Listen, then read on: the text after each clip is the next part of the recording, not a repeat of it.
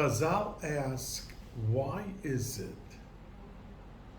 that the parsha of Miriam, with having spoken Lashon Hara about Moshe, is the tail end of Baloscha, and immediately beginning Shelach, we have the parsha of Meraglim, and Chazal, the Medrash, asks, why Lama Nismecha? Why the juxtaposition of the two stories right next to each other? And the Chazal answer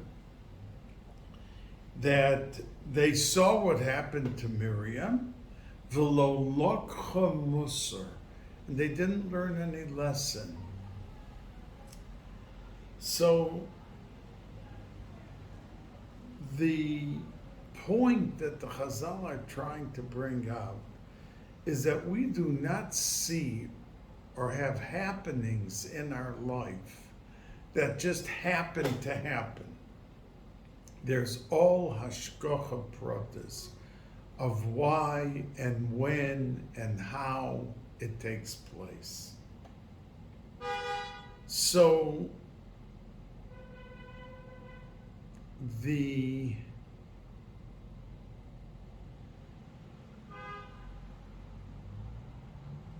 story of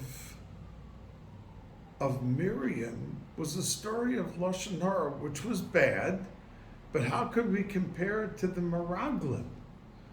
I mean, it's like somebody says that somebody went into a building and they shot 5 people, and on his way out, after killing 5 people, he slammed the door and it broke the glass.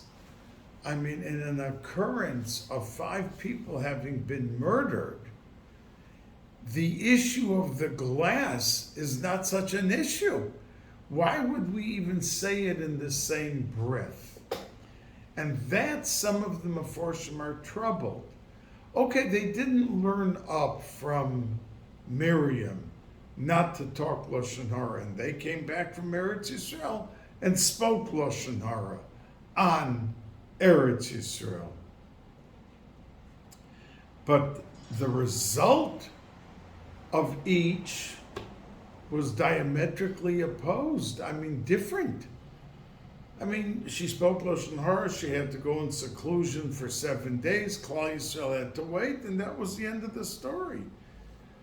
By the Meraglim, it wreaked such havoc that we're going to speak about in just a moment, that why is it said in the same breath that that's why they were put together, and how can they be on the same plateau to compare one to the other? But the point the Chazal say is that throughout our lives, we see things, we hear things, and things happen to us. The question is one singular question. Do we internalize what we see and what happens to us? It wasn't something, oh, it's a shame that that happened, and we go on. Do we take it in a way that we're going to learn from it and grow from it? Oh, I better never do this. Just like if a person says, well, she died because she didn't put on her seatbelt. Oh, wow, such a young person lost her life. I'll make sure never to drive or be in a car without the seatbelt. That's called internalizing what you've seen and what you experience. So we are sent messages of hadracha throughout to learn from and to grow from. And that's what the Chazal want to tell you, because they didn't understand and allow themselves to think deeply into what occurred with Miriam. It brought on a much bigger calamity because they never learned from it, so it was as if it never happened to them. Now, we know that the Torah begins this parsha with Shelach Lecha Anoshim. And as all the Meforshim, the Seporna, and everyone talks about that, HaKadosh Baruch Hu said, L'dayt Shelach Lecha, L'daitcha. That means I'm not telling you Hashem told Moshe to do it, to send spies. But if you feel that you want to do it, go ahead, be my guest. And Moshe Rabbeinu smelled that there was trouble. Why would HaKadosh Baruch Hu have said, send in? They want to know a little bit before what's going to be when they get into Eretz Yisrael. The truth is that their emunah level should have been so big and so great that they should have, without wanting to know what's going on in Eretz Yisrael, come there. HaKadosh Baruch Hu said, Eretz Zavas Cholav Udvash, it's going to be a tremendous occasion when you come into Eretz Yisrael. And they should have had that thirst, not, as the Chazal say, there was a tremendous pressure on Moshe Rabbeinu, especially by the youth. That doesn't mean the little 6-year-olds, but the people, the newly married, the young 20s, oh no, we'd like to have an idea what's going on. If we're going in there, what's going to be. So that is the reason that Moshe Rabbeinu, the Chazal say, went ahead because he figured it'll calm down some of these concerned who are expressing their concern and expressing their wariness about going into Eretz Yisrael. Now, Chazal point out that why was Moshe Rabbeinu wavering? He asked Hashem, and Hashem, I'm not so hot on the idea, Shelach Lacho, it's up to you. And he didn't just enthusiastically, and Moshe Rabbeinu was troubled. What's going to happen? He knew there was going to be trouble. He took Yehoshua and he said to him that you have to make sure that you're protected. And I'm adding a letter onto your name because Ko Yoshiacha Me'atzas Meraglim. He knew there was going to be trouble. Why did he suddenly single out Yehoshua and give him this extra siyata dishmaya to be able not to fall into the mud with the meraglim? But the Meforshim say his concern was that when you put yourself into a position of question, that you're going to have to decide this way or that way, that's the problem. Putting yourself into a set of circumstances that's going to weaken your posture in doing the right thing. Because these were tzaddikim gemurim, these people. These 10, 12 went, 2 came back and said good, and 10 said terrible. They said a lot of true things, but the problem was that they went with a negative eye.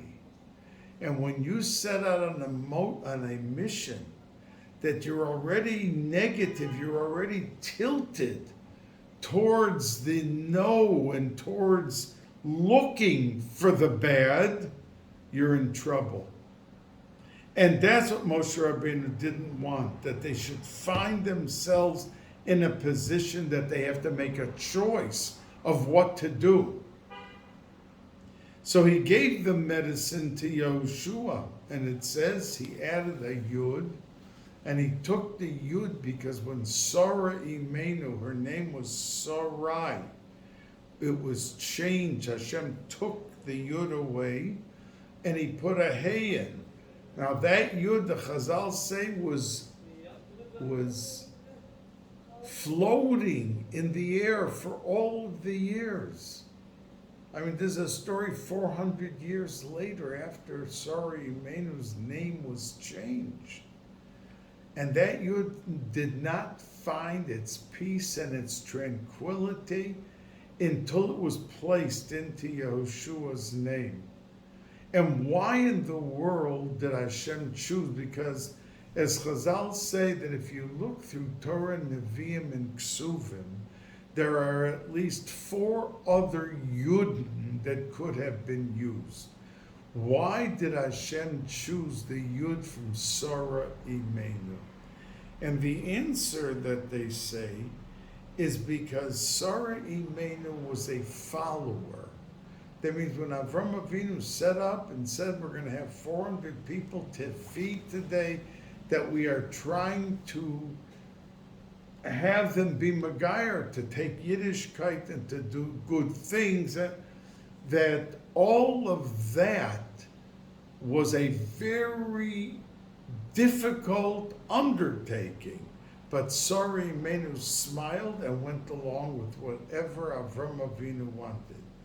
But when it came to Yishmael, and she saw that the atmosphere was not going to be good for her son Yitzchak, she demanded and immediately expelled Hagar and Yishmael from the house.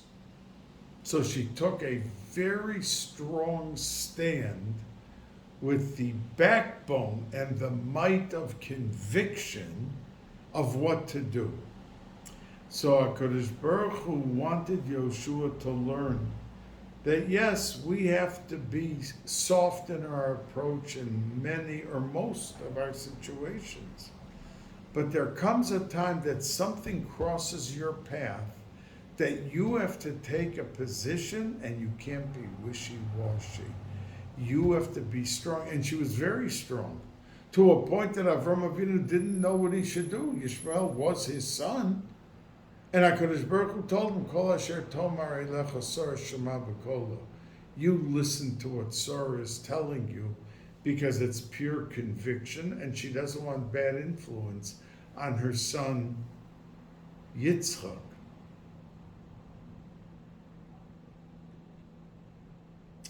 Now, Sarah Imenu understood, and that's what Yehoshua had to inherit by getting the Yud from her name. He attached himself to the Metzias, the Atzmias of Sarah Imenu, which was the message of you're going out on a mission. I'm giving you from Sarah Imenu, who when she had to make a decision, life and death, she didn't budge regardless of everything going on around her. So when you go there and they want to come back with something bad to say, you're able to draw from the strength of Sarah.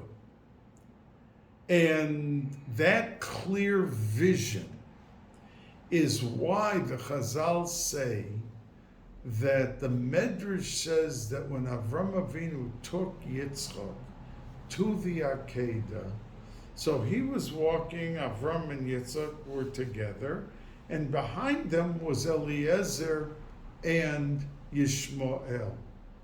So the Medrash says that at one point, when they could see Har HaMoriah, where they were heading to, Avram Avinu saw the Shechina, and he saw an Anan Kosher al Ha'oil.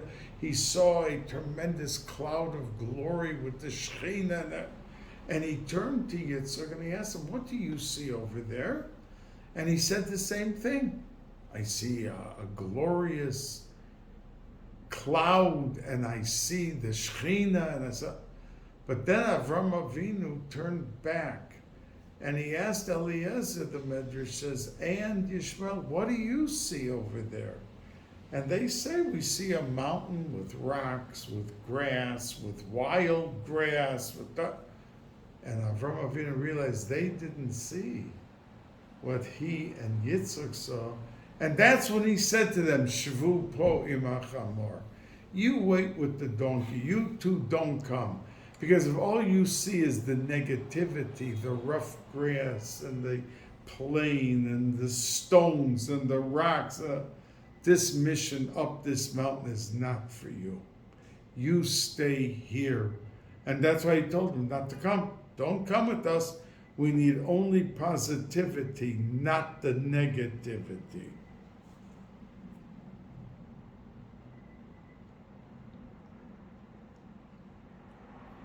Now,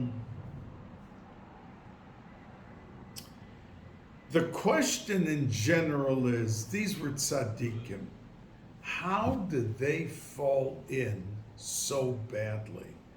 We know that they went for 40 days to Eretz Yisrael.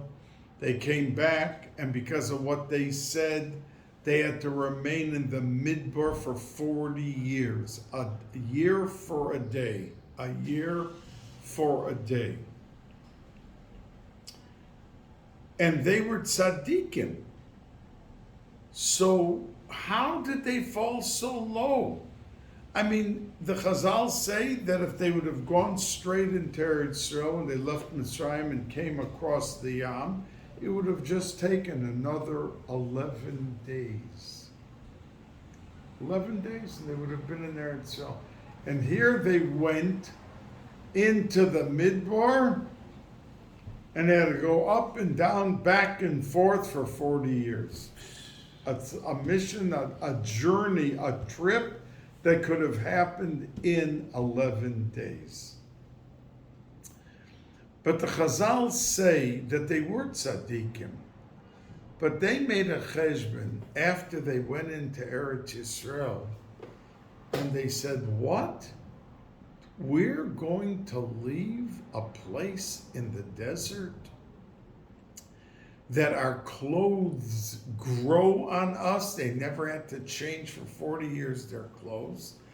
Every day it was miraculously washed and ironed and starched and as fresh smelling as could be. Simlascha lo volsa me'alecha, including the shoes, grew on them. And they had mun. And they had the bear shel Miriam, which ended up in Tveria, and the Arizal took his star Talmud, Reb Chaim Vital, on trips, as the Bnei Yissaschar records, and Reb Chaim Vital talks about taking a little rowboat on the Kinneret, because that's where the Be'er shel Miriam ended up. And that's where the Mayonos HaChochma are coming out, like Reb Chaim Vital was told by his Rebbe to take a drink, a cup, and put it in out of the rowboat into the water and make a bracha.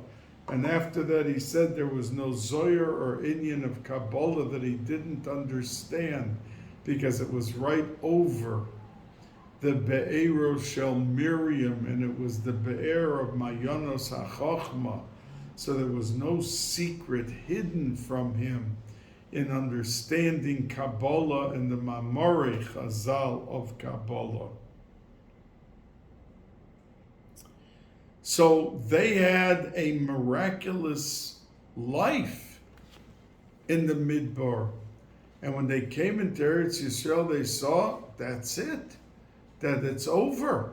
They're going to have to plow the field. They're going to have to work each and every day to be able to provide for the families. That this whole spiritual life of being in the Midbar, we're going to have to give up. So they decided that it was much better to say bad and hope that they'll never go into Eretz Yisrael and stay with the miraculous life of having food come down, that they didn't have to work. It was all spiritual. So even though they were tzaddikim, their problem was that they knew Hashem wanted them to go to Eretz Yisrael, so that alone should have propelled them to go. But also that people have a tendency to see things the way they want to see them. They thought that there's nothing better than pure spirituality. And that's the way they saw it, so that's the way that they wanted it. But a person can't see something and make his decision, which could be neged Torah or neged halacha, just because he thinks that it's better, and that at the end result, they'll be much better off ruchnius-wise. And we found, as a matter of fact, that Salafcha, the first Shabbos, Klal Yisrael left Eretz, after they left Mitzrayim, they kept Shabbos, the whole Klal Yisrael. So they needed one more Shabbos to bring the Geula Shlema, the Kapara, for the Chet of Adam Harishon, and they would have had Geula Liolam Vayed, they would have had that heavenly paradise of Olam Haba immediately. But what happened? There was a man named Salafchad. Now Salafchad realized that the multitude doesn't know the halacha if you're Machal Shabbos with certain things. So he said, I've got to teach them, they have to know the halacha of Shabbos. So he went out and he started chopping wood, which was an Isser D'Oraisa, and he ended up being killed. Because he thought for the good of Klal Yisrael, this is what he has to do, and he deviated from halacha. What's best for Klal Yisrael, you can't decide when it's against halacha or it's against a basic taryag mitzvah this way or that way, without at least a psak from a moira, hoira, a tzaddik, a rebbe, a rosh yeshiva, that there has to be someone that paves the way. So the Meraglim thought that they were doing for the good of Klal Yisrael. And Yehoshua and Kolev answered, Olo na'ala, we should go up. And it's a double lashon because they admitted that going into Eretz Yisrael, there's going to have to be a life of Gashmias. You have to work, you have to plow, you have to do all of that. But they explained that that is the purpose of a human being, not to live with the miracles in the Midbar, but to take Olam Hazeh and turn it into the Ruchnias of what they had in the Midbar.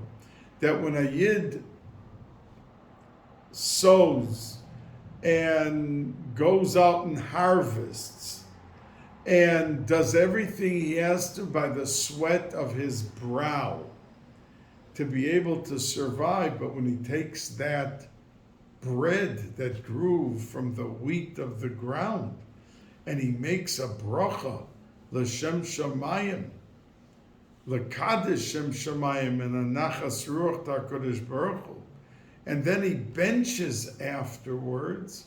So you're talking about a different state of being.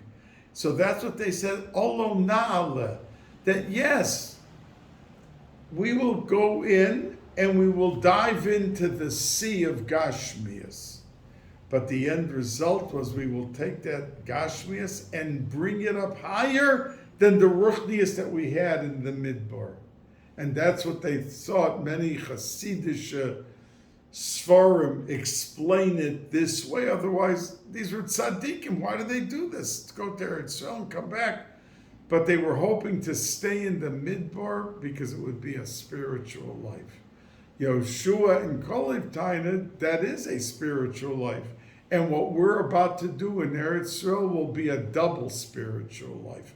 We will be able, Olo na'ala, we're going to go up, not down. We're going to go in and do this and that, and then we will at the end reap the benefits of having brought up so much Gashmias into the realm of Ruchnias.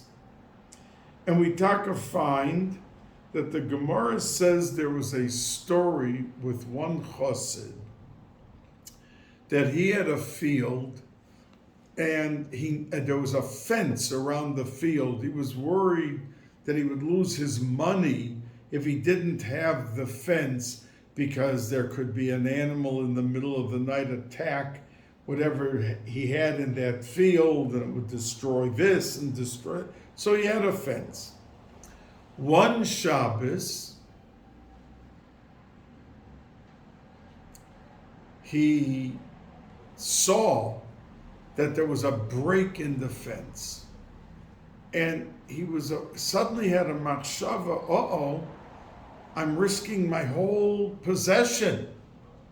I'm risking that there's a break in the fence. The wild animals or the other things could come and destroy everything. So he was thinking of going out on Shabbos and to be machal, to fix the fence a little, because he felt it was a heter, he'll lose so much money and there'll be a hefsid godel. And he decided, no, even if he loses everything, he's not going out. And the Gemara says there was a nest, and suddenly there was a bush that appeared as if it had been there for years, a big tall bush that covered the break in the fence, so somebody on the other side could not see that there was a break in the fence. They would only see the fence up to the bush on both sides, and they would never think that they could get in.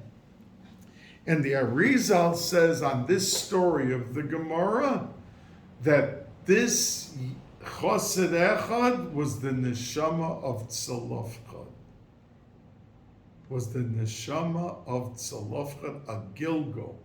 Because Tzalofchad thought that for the good of Klal Yisrael, he has to teach them the halacha, even if he's giving up his life. But that's not what you have to do. You don't have to teach another Yid, be Machal Shabbos, and get killed for it. So your thinking process was off kilter, and you thought you were doing the right thing for the parnos of your family, but you right away caught yourself. And he was misaken the Avera of Tzalofchad. He was the neshama of Tzalofchad. So says the Arizal. So over here, the Yidden thought they were doing a favor.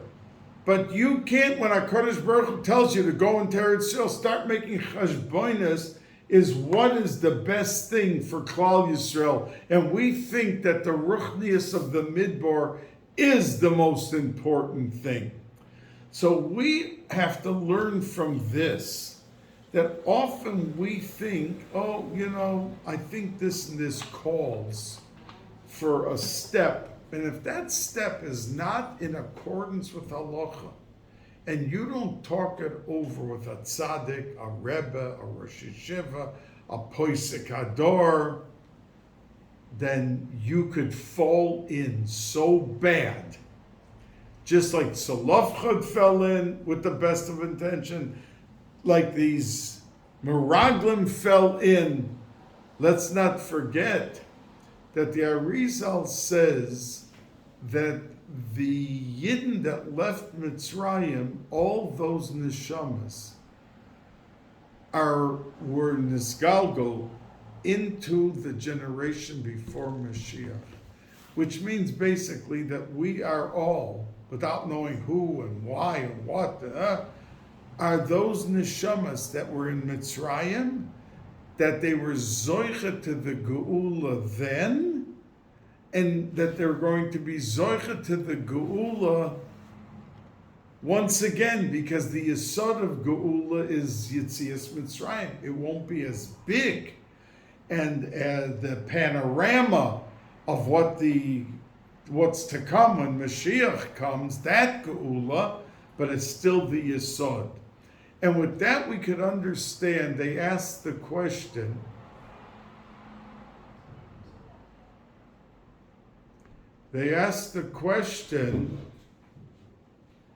that why did Moshe Rabbeinu daven or do something for Yoshua? What about Kalev? Kalev on his own ran to Hebron and he davened, save me from these meraglim and why? Moshe Rabbeinu was worried about Yehoshua, and you see he added a letter to his name to save HaKadosh Baruch Hu should save you from these meraglim. What about Kalev? So the Mefarshim say a very interesting thing. Kalev was married to Miriam, the sister of Moshe Rabbeinu. And Moshe Rabbeinu knew that when you have the strong influence of a wife that is the cementing factor of a household, you're not going to go wrong.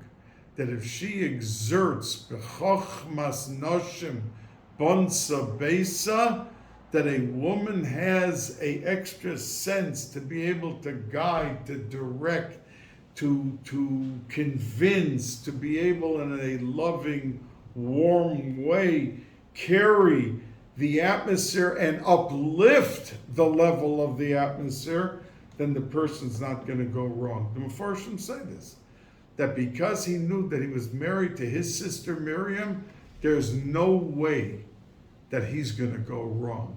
At that point, Yehoshua was not married. He ended up marrying Rachav from that story when he came into, after he sent Pinchas and Kolev in to spy out there Israel before he went in.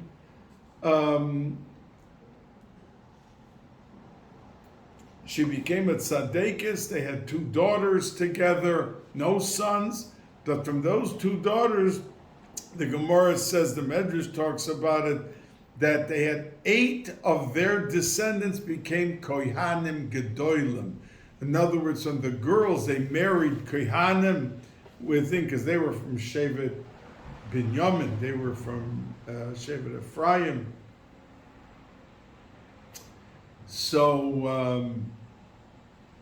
So Yehoshua didn't have a wife to influence him, and therefore Moshe Rabbeinu felt he may fall in, and that's why he helped him and added the letter to his name and said Koyosheyacha Me'atzas Meraglim, that he knew that he needed big help because he didn't have the influence of the wife, and a wife's good influence can go soar heavenward. So says the Arizal that since it was the schus of the Noshim Tzidkonios that they went out of Mitzrayim, that the women's actions and davening and everything that took place was the schus of the women that propelled them out of Mitzrayim, so too, since we are the neshamas of the Yotzei Mitzrayim, those who went out of Mitzrayim, that the women will likewise, it'll be their schus in taking out Klal Yisrael for the Golas, from the Gol before Mashiach comes. So says the Arizal.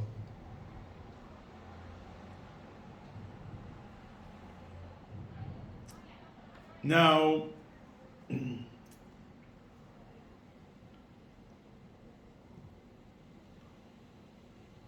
when they came back, they said that we were in our eyes like kachagovim, like grasshoppers.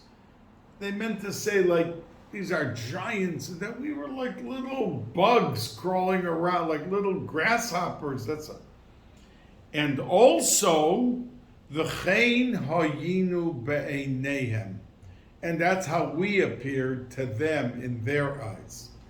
So Rav Yaakov Kamenetsky, Zichrono Livrocha, once asked, to say how they felt, they could say they felt like grasshoppers, insignificant, little nothing. But how could they say that we appeared in their eyes like grasshoppers? How did they know what they didn't talk to them. There was no discussion between them.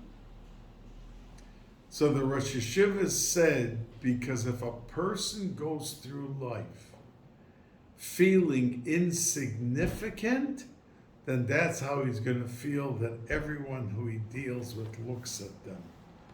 That if you go with a dejected attitude of insignificance, that's how you're going to portray yourself, that's how you're going to be treated, and that's how you are going to look in the eyes of others as insignificant.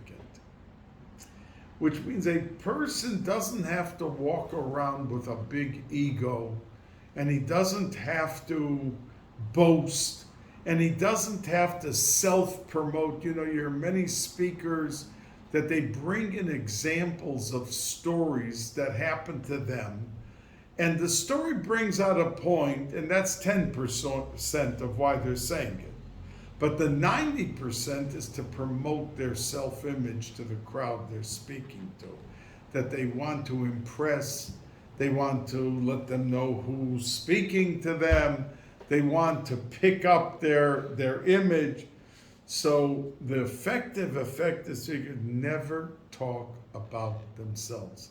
There are always enough stories and enough examples that we can give to an audience without bolstering our image. I remember there was somebody being maspid who was a Talmud of Rav Moshe Feinstein, Zecher Tzaddik V'Kadosh Levracha. And this person was a Talmud, and he was a Rav somewhere. And every time he spoke about how Rav Moshe came into the room, and to prove that Rav Moshe was such an onav, so this Rav said that every time he came in, Rav Moshe stood up for him, wanting to self-promote and cloak and paint the picture as if he's trying to express and bring out the anivas of her. So Moshe stood up for me the nobody, me that. That was not his intention. His intention was to show that Rav Moshe Feinstein stood up for me. I mean, realize who's talking to you. And it came out many times in some of his speeches, and very ugly. People made very ugly remarks because of the self-promotion. So on one hand, we don't have to be boastful, and we don't have to project ourselves as Mr. Great. But on the other hand, we do have to know our self-worth.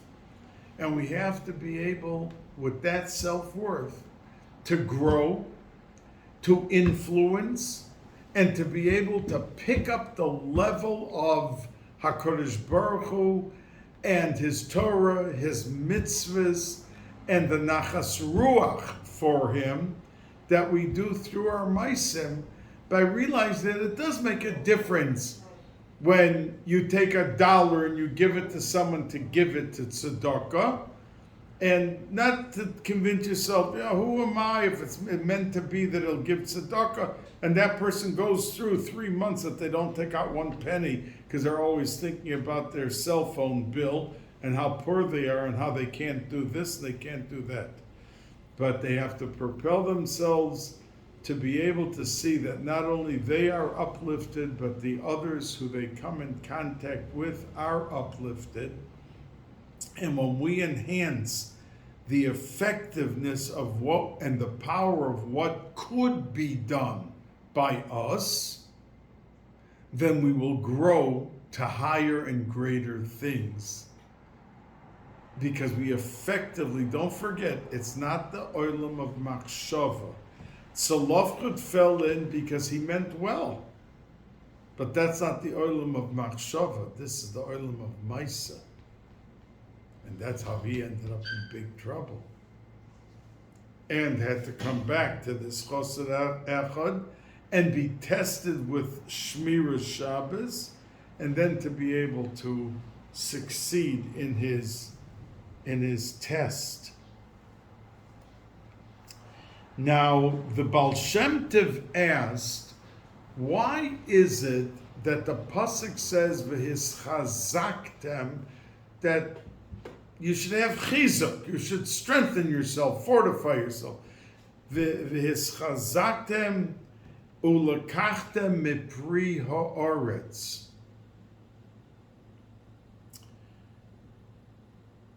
I mean, they were going on a strategic mission because the youth were claiming, who knows if we could overtake and overcome what's going on in Eretz Yisrael.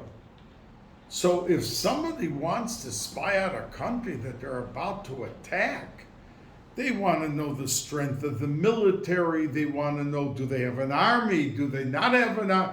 Find out what's doing, what are we up against in trying to come in and overtake or overcome the country.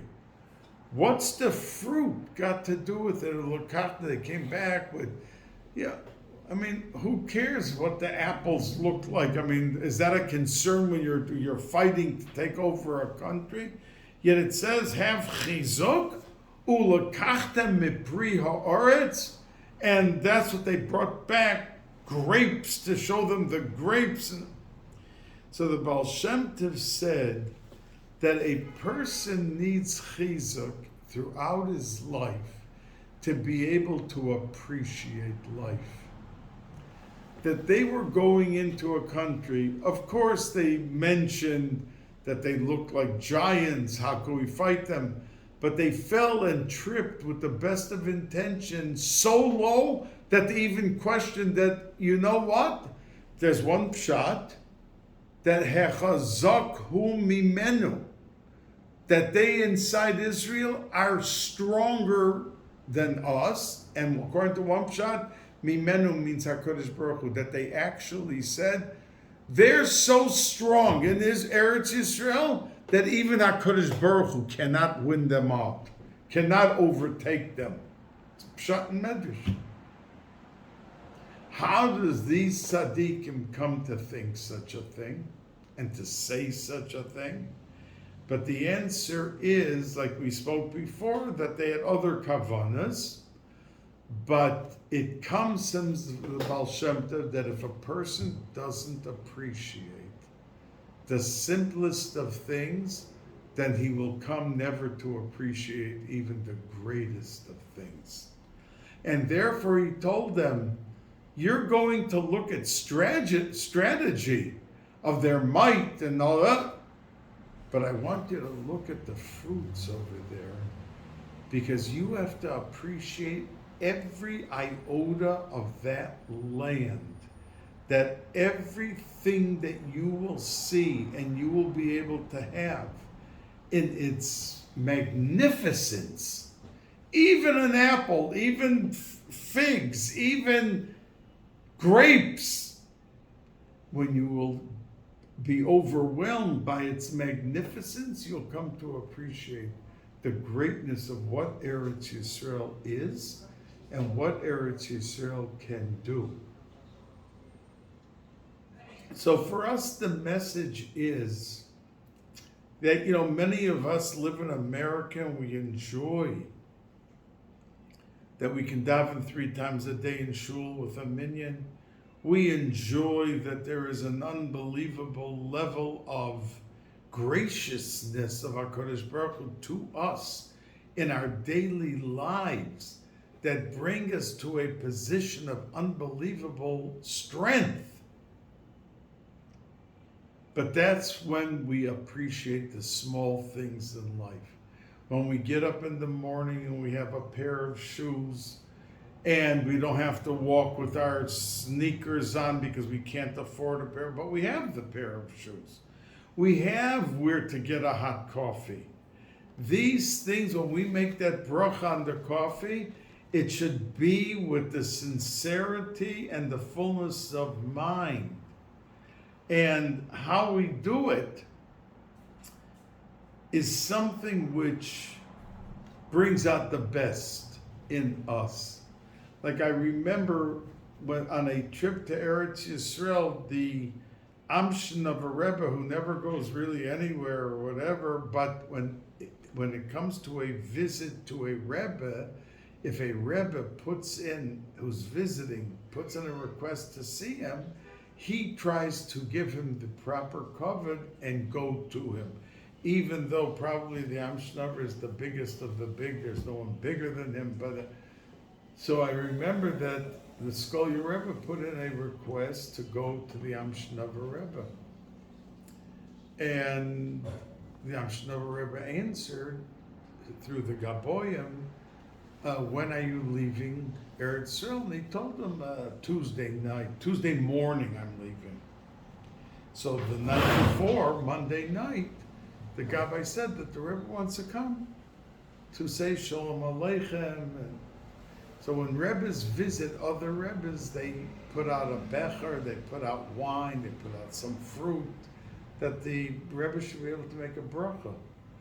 Now, I remember the Scholar Rebbe then telling me that he was so tired that he could barely hold up his head, and he had to get up at 6 in the morning to make an early morning flight back to America.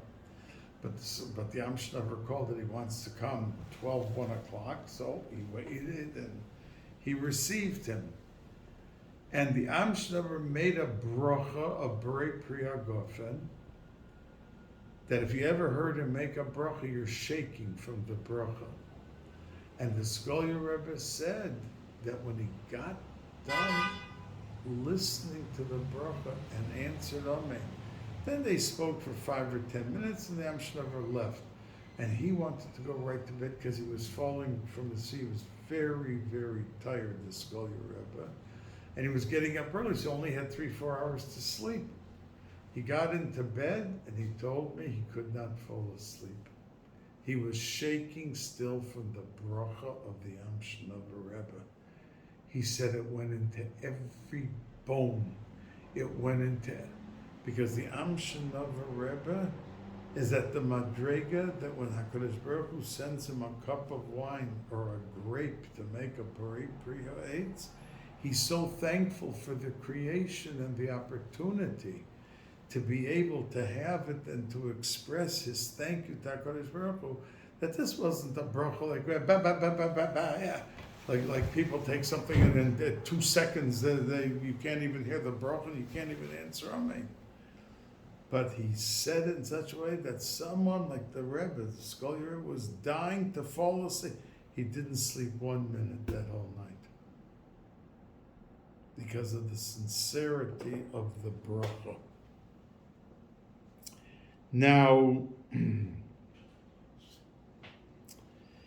we know that HaKadosh Baruch Hu said, oh, you came back from spying with bad to say about Eretz Yisrael, and Vayivku ha'om b'laylo hahu, and the whole Klal Yisrael began to cry, Oy Gewalt, where are we going? What did we do? And they had tinus again to Moshe Rabbeinu.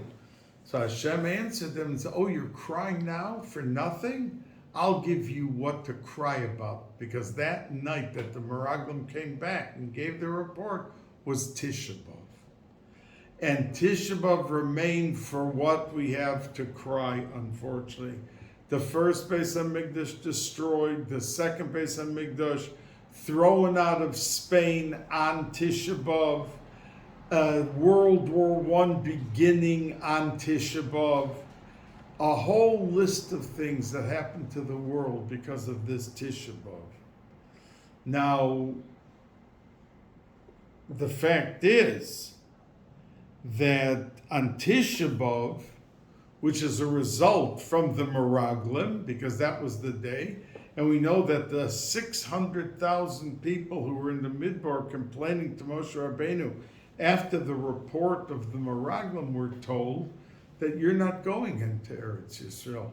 All 600,000 of you are going to die here in the Midbar, and every year before Tisha B'Av, the whole Klal Yisrael, the men, not the women, not the children, and not any man who was over 60. This was age 20 to 60.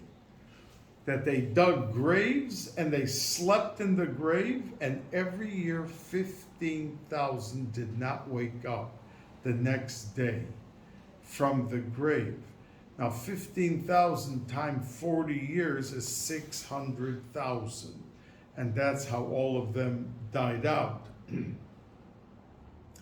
So it remained a day of infamy, and we don't say Tachnan on Tisha B'Av because from Tsaris, Klal Yisrael always are propelled into good. And since it will be a big Yom Tov and the Leda of Mashiach is on Tisha B'Av, and it doesn't mean that he's physically born. It means whoever Mashiach is in this world has a hisoirus, as the Bnei Yissaschar says, to reveal himself on Tisha B'Av. He wants to burst out and come forward with Eliyahu Hanavi and say that the time of the Geula is here. And that is the springboard from Tisha B'Av. That's why we don't say Tachna on Tisha, because Korah Alai Moyed, that it's a Yom Tiv in that sense, and that's how in the afternoon of Tisha B'Av we're able to sit up on the chairs, because it's after Mincha time, that this whole Hisoirus of Mashiach comes out. But we do say at night, Eicha. Now, if you take a look at Eicha in its few chapters, every pasuk goes in order in each chapter of the Aleph Bais. And the first parak goes through the 22 letters of the Aleph Bais, and the pasuk begins with an Aleph, the second pasuk begins with a Bais. And the first parak, it's in order and it's normal. But the second, third, and fourth have also Aleph Bais, except one difference that we find, that the ayin, the pei, comes before the ayin. In other words, in the Aleph Bais, if you go in order, the ayin comes first, and then comes the pei. And in the first parak of Eicha, that's exactly what it is. But for the second, third, and fourth, it's Aleph, Beis, Gimel, Dalet, Hey, all the way down. Then comes Pei, and then Ayin. And Pei is really after Ayin. So why, for those three prakim, does the pasuk that begins with those two letters, that it's turned around, and first we say the pasuk that begins with a Pei, and then we say the pasuk that begins with an Ayin. So the Medrash says on that, mipnei ma hiktim pei la'ayin mipnei shahamaraglim amru b'fiyem masha lo ra'u be'eineihem, because they said b'fiyem, fiyem begins with a pei, and eineihem is the eyes. So they said what they didn't see, so that's why the pei is put in front of the pasuk that begins with the ayin. And there were many things that the Meraglim said that were true. But what twisted and discolored everything? They said the word efes. But, or this, that, but, when someone starts a sentence and they're saying beautiful things, and they say, but, or however, there's bad to come.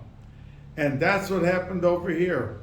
That when they started with the Ephes, it discolored all the good or anything positive they had to say and transformed it into a black picture with that word Ephes. Because I'll say this, and that's what the Medrash answers. Because they were so negative in hoping they'll stay in the midbar for the best of reasons, which teaches us that what we think is the best of reasons, not always and most of the time, is not the best reason. And especially if we're twisting a halacha. That's how the reform fell in. Well, so many people don't understand the Hebrew of the Chumash, so if we start saying it in German, they'll understand more. It's against the halacha. But they were using what they thought was their discolored reasoning, that it was the best thing for their tzibur. And that's why you have 300 years later, shrimp and all of those things that came out from this twisted way of looking at what is good or bad for Klal Yisrael. So we hope that we will be able to sugarcoat and purify our vision as we see events before us happening, realizing that HaKadosh Baruch Hu is in the driver's seat and does not lose sight of where and where he is and what he has to do. Have a good Chodesh. I just want to conclude that this Shabbos is Shabbos Mevorachim, and it's Mevorachim Tammuz, which the Arizal says does not usher in the best of times. And every month the Arizal says there is a different serif of the Shem Havaya, of how you spell Yud Kei Vav Kei, pertaining to that month. And where you put the Hays, and where you put the Yud, and where you put the Vav, you could read what part of the month will be good, which will not be good. But so he says that Haman was riding very high. The only one that was invited to the Suda with Achashverosh was himself, Haman, the Suda of Esther. And he had so many children, and he had so much money, and he had everything. But when he came home and said to his family, V'chol zeh einenu shoyvel li, and all of the money, kavod, ashro, verov, bonav, all of this is not worth a thing to me, as long as I see that Yid, that Jew, Mordechai, sitting by the gate outside. So all this doesn't mean a thing to me, and he didn't realize that by saying v'chol zeh, the word zeh ends with a hey. Einenu is a vav, the last letter. Shoive is a hey, and li is a yud. That he set out the tziruf of Yud Kei Vav Kei, and it's backwards, which is complete din. When it's Kesidron, like the month of Nisan, Yud Kei Vav Kei in order, it's the biggest month of Chesed and Rachamim. But when it's backwards, it's a month of din. And by him saying this, he was mamshich on himself, the fullest level of din, and ended up a day later dead. He brought the din on him, so says the Arizal. And the whole picture suddenly changed from this to that.